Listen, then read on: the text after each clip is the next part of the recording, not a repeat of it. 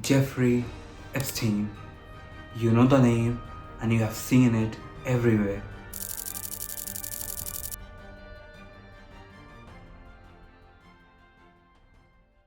There's something about power and scandal that we can't look away from. But I am not here to give you more details to feed that curiosity. I'm here because I think we are asking the wrong questions. The file came out hundreds of pages. Bill Clinton flew on Epstein's plane over 20 times. That's documented. Trump calling Epstein a terrific guy in an interview, joking about his taste for younger women. This isn't new information. We have known pieces of this for years. So why did it take so long? Why did we need a document dump to care? I think it's because we don't actually want to face what this means. Look, power doesn't turn people into monsters. I used to think that. It's comforting to think that. But the truth is quite simple. Power just removes the things that normally stop us. Fear, consequences, the eyes of others. Dostoevsky wrote in Crime and Punishment that a man can get accustomed to anything.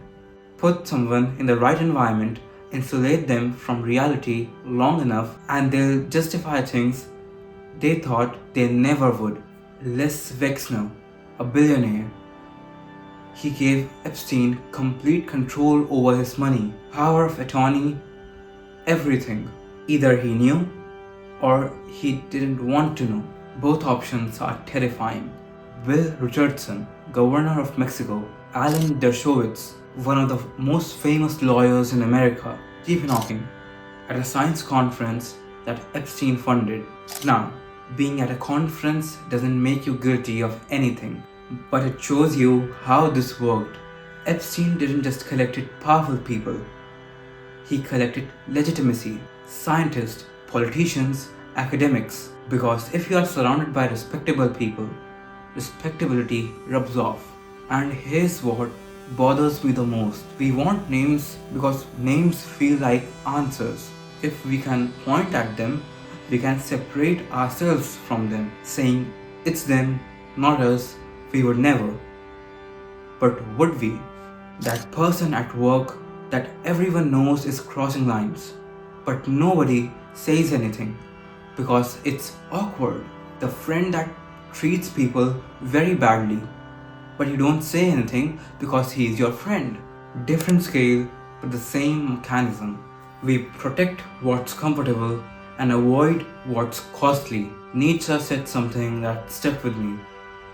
Whoever fights monster should see that he does not become a monster. I don't think he was talking about becoming evil. I think he meant watch how much you enjoy the fight.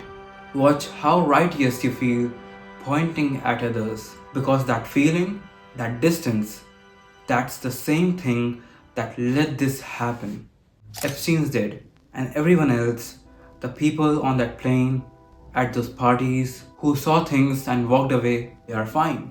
Some are still in office, still on boards, and still giving interviews. Not because there's no evidence, but because power protects power. It always has. Carl Jung said that the shadow is a moral problem that challenges everything you think you are. What he meant was the part of humanity that you consider most disgusting doesn't come from any other species. They come from us. From the same drives, from the same weaknesses, and from the same self-deception. And if you can't accept that, you will never actually change anything. Here's what that kills me the most about this whole thing. It wasn't hidden. There were reports, investigation, victims coming forward. In 2008, Epstein got a deal. He spent 13 months in a private wing of a jail. He could leave during the day for work. 13 months for decades of abuse. The prosecutor who signed off on that, Alex Acosta, he later became Secretary of Labor under Trump. That's not conspiracy, that's just how things work. Maria Farmer tried to tell people. Dozens of women tried to tell people, and they weren't believed. Not because the stories didn't add up, because believing them would have meant doing something uncomfortable, investigating powerful people, disrupting systems, and accepting we were wrong. The story you are hearing right now, the one I am telling, and even the documents that you have read, they are all filtered out, designed to give you the information without actually threatening the structure. You can know every name in those files and still not understand how this keeps happening. Because understanding would require looking at yourself, at what you tolerate, what you ignore, what you accept because it's easier than fighting. I'm not trying to make you feel guilty. I'm just saying because we all do this. We all draw lines between us and them, good and evil, normal and monstrous. But those lines are thinner than we want to believe, and the distance we create is the same distance that let these things continue. The files will disappear from the headlines soon. Something else will take their place. Some of these names will again show up in a year, maybe in some another context, and we'll feel shocked in the same way that we are feeling right now. Because we have built a world that runs on cycles, not consequences. So I guess my question is, what are you actually going to do with this? Are you going to let it become just another thing that you watched and forget? Or are you going to sit with the uncomfortable part, the part that asks, what am I protecting in my own life?